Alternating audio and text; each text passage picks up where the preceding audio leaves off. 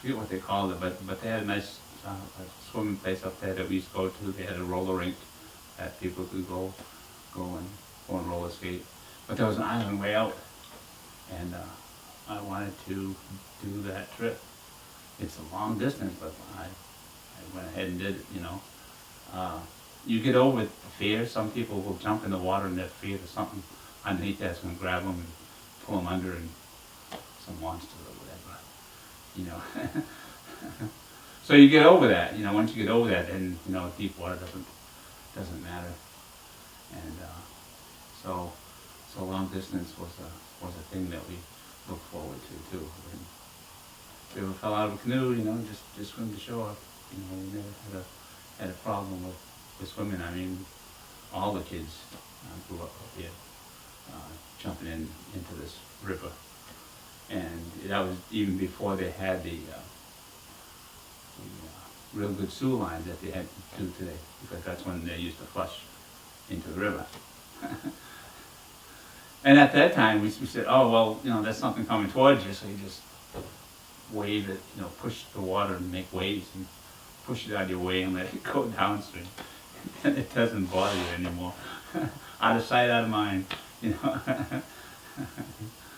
So, living on this island as a child, there were so many things to do, trees to climb, paths to walk, a lot of places to pick blueberries. There were pits. There was a place called the Pit up by the Two Pines, and they must have did some excavation there for some of the early roads here, because there were some pits, and so these pits in the summertime,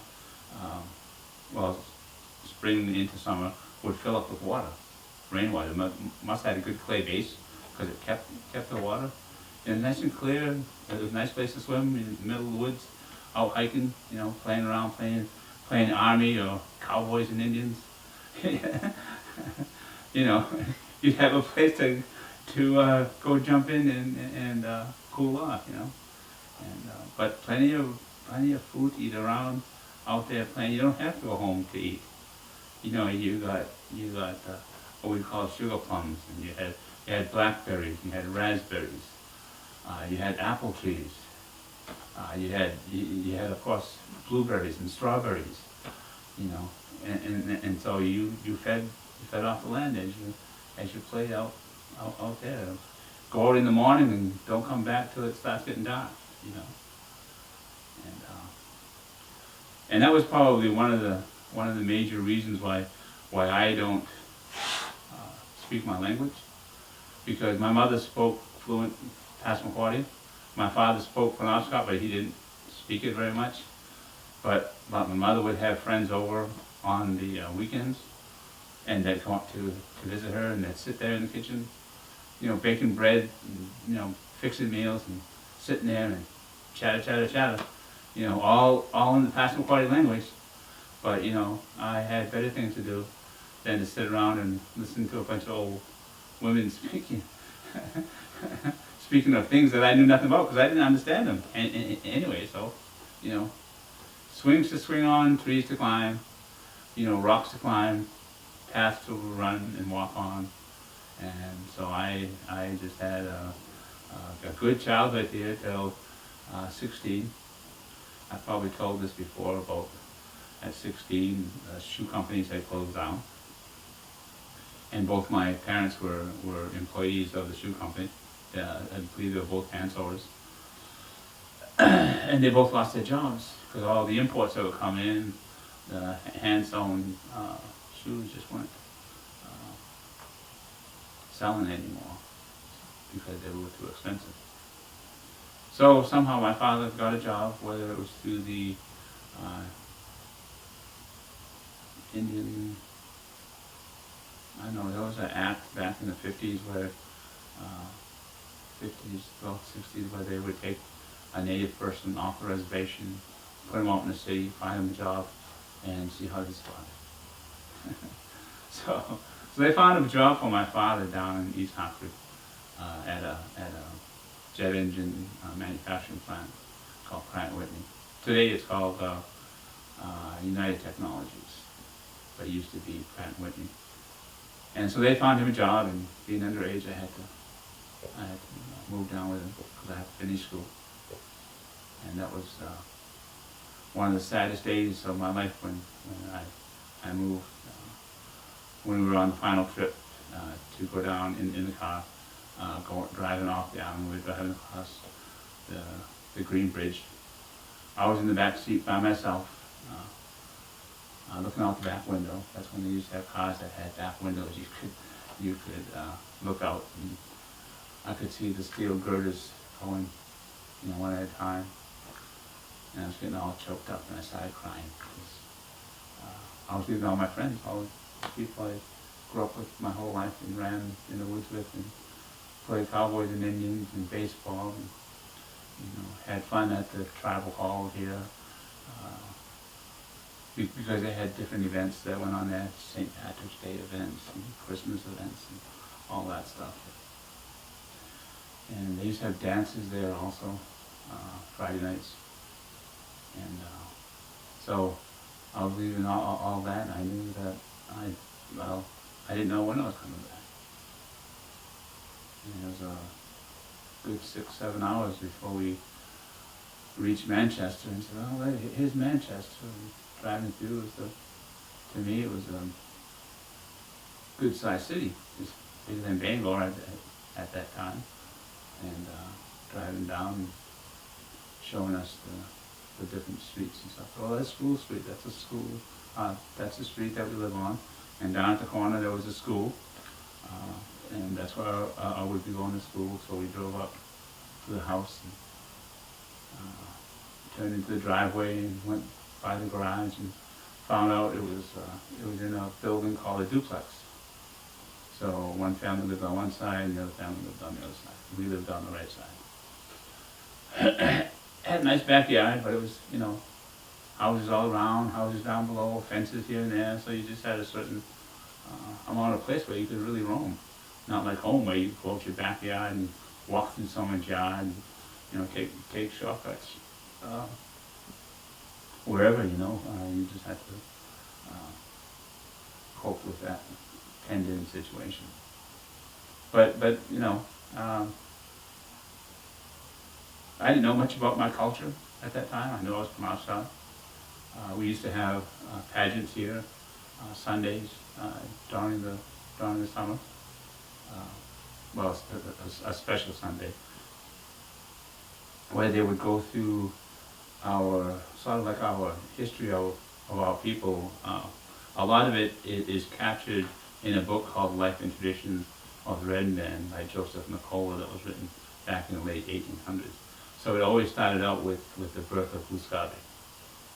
And they always had someone laying down on deer hide in the middle, because that's how the birth of Gusgabe began.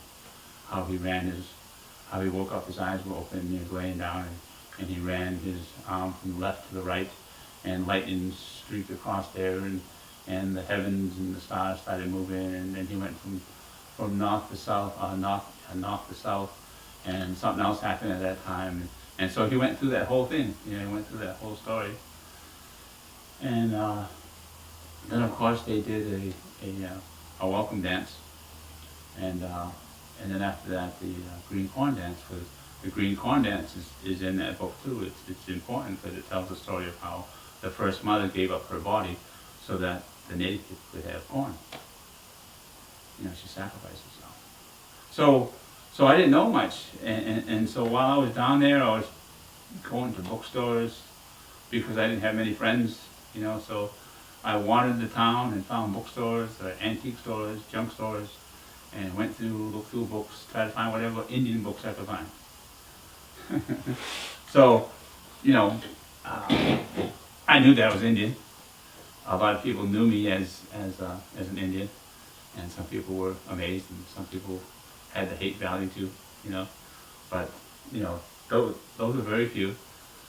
But at that school down at the corner of the street I lived on, they had a recreation center. Of course, it was a school that had a gymnasium, and up above it had an oval track, a fiberboard track that you could run around. Had spiral stairs, you could get up there, or you could just come up regular stairs. And they had a swimming pool there, and they had a bowling lane there. And the bowling lane was one of those old-fashioned ones where you have to go behind where the pins are, and you step on this pedal, and these metal pegs come up, and you take these pins that have holes in them, and you set them up, you know, like in the 10 formation, the triangle, and then you let that go, and then the next person to bowl will bowl down and knock them over. So I had all kinds of opportunity to learn different things, and when I was living here, I used to go to the Y on Main Street, and used to shoot pool a lot. And so when I went down in the recreation that night, they had a couple pool tables, the big massive old-fashioned ones with the leather pockets and the big heavy slate tops and stuff. And so I continued playing pool. People were amazed at how well I could shoot pool, so people were always challenging me, and then of course we played pill pool. Pill pool is a game where you have a plastic container with the numbers 1 through 13, 1 through 15 in it, and you shake it and take it out and you see what number it is and you hold on to it. And you shoot pool by hitting the one ball, and you go in sequence the whole way up to 15. But if you shoot your ball in, you pay someone like a dime or a quarter or something. Someone shoots, you know, if you shoot yours in, then everyone that's playing in that game will pay you a quarter or something. So we learned how to gamble that too. Around here, before we moved to Connecticut. I mean, having free reign of the whole island, running through the swamps and the old trails, running along the river, jumping in the water whenever we wanted to in the summertime. You know, there were many different places that we swam. One up this way by Next Shore, and then up above by Joe P's, and sometimes at the head of the island, and sometimes right here at the little bridge we swim across to the island that's out there in the river. And then we had a place on the other side called Sandy Beach. It belonged to someone else, but the trails went all along there, and right above Sandy Beach is a bunch of ledges, and we used to jump into the current, and then we'd stroke towards the island, because the next island over, Ocean Island, was real close. And so we'd jump in with the current, and then like swim towards the island, we'd get over to the island, and then to get back, would walk up the shore and jump above the current, and then start swimming towards the island, so that once you get caught in the current, you're swimming enough at an angle that you make it back down to Sandy Beach again. And then there was a place over here called Second Ledge, where we used to swim all the time. And that was right across from the Old Town boat landing. There used to be people out there with motorboats and the little big wide water skis, and they used to have a big water, big jump, and so we'd be able to watch them, you know, scoot down the river until they hit that thing and flying over. So we used to see that. Well, you know, you're on an island, so just about any point was a place to swim. I mean, I love swimming. Haven't done it much recently, but you know, I was like a fish. You know, I swam all the time, diving under, staying under as long as I could. I could beat other people. There were like rocks underneath that I could dive down and hold on to and just keep holding my breath and hold my breath. I couldn't take it anymore. And then I'd come up. And then there was a few times up by Sandy Beach. It's like the next island, Ocean Island, is probably about, what would you say, about 60, 70 feet or so, 70, 100 feet or so. It's real close, and the current comes through there. So the ledges are up here, so the current comes down, and Sandy Beach is back away. So you when you swim there, you're really not in the current, you know. So it's kind of safe. But for the heck of it, one time I took this big rock and it has, of course, a drop off, because most places that have an eddy will scoop around and like wear away a bank underneath. So there's a drop off there. And so I took this big rock and I held on to it and I jumped out to the water, and it took me down. Took me down to the bottom. I opened up my eyes. Well, I always open up my eyes when I'm underwater anyway. And I could see projections of rocks from the, I mean, it's all ledge in that area. So projections of rocks and sand and a lot of bark from the old trees that were gone in the logging times. And I just sat there. And I sat there just looking out into, I don't think anyone else has ever seen that. I mean, I'm the only one that has probably seen that from that perspective, underneath, looking up and seeing the light come down, but seeing it in like a brownish haze, you know, but clear enough where I could see the fish coming along also. So, you know, our whole life, we live on an island. Most of our life was based around water. You know, we used to make rafts in the pond up here. In the springtime or summertime, people had canoes or rafts, and there used to be chunks of land, we call them islands, that grew cattails, and it was kind of marshy, boggy stuff. I think it came from, at one time, that pond used to just have a stream that ran through it. And then with the dam coming up, it kind of filled that out. And so all the land that had been grass and land kind of lifted from that. So you still had a layer of grass and sod underneath. And so it was we used to put boards throughout there. So in the summertime we could walk on those islands and go get irises. We used to get irises too, because irises were plentiful through there, and cattails. And we'd go from one to the other. And then of course there's turtles. You know, kids love all that stuff. Turtles, frogs, tadpoles. I mean, we knew the river all around us, and we grew up enjoying it. And since we learned about pollution, people don't enjoy it as much as they used to. But even at the bridge, I mean, this bridge wasn't there when I was growing up as a child. We had a single lane green girder bridge, which was a second-hand bridge, which came down from Howland, I believe it was. They were rebuilding their bridge into a two-lane bridge. And so to give us safe transportation across the river, because at that time we didn't have a safe way across. We had a bateau. And so they brought down this second-hand green girder bridge, but it was a single-lane bridge. And so kids used to jump off the top of that bridge down into the water every summertime. You know, and then of course the not so brave people would go along the bottom of the girders, you know, of the bridge and jump in there. You know, they'd tie a rope up on those girders and take it over to one side and then jump out, and then swing out underneath the bridge and just drop us. And that was another thing, we had a lot of swings like that. Down behind the church there was a big willow tree. We call them Tarzan swings. Because of course, you know, Tarzan was a big TV hero and stuff. So we used to jump out, you know, from there on the back road here, down the end of the pond. There used to be a big willow there. We used to have a Tarzan swing there, but you had to be real brave to jump out of this one, because there was only ground underneath. But it was thick rope, and so you had to find a certain place. There was one place we called the crow's nest, which was a branch that had gone up, and the tree grew up like this, and one end had broken off, so there was like a hollow space in there.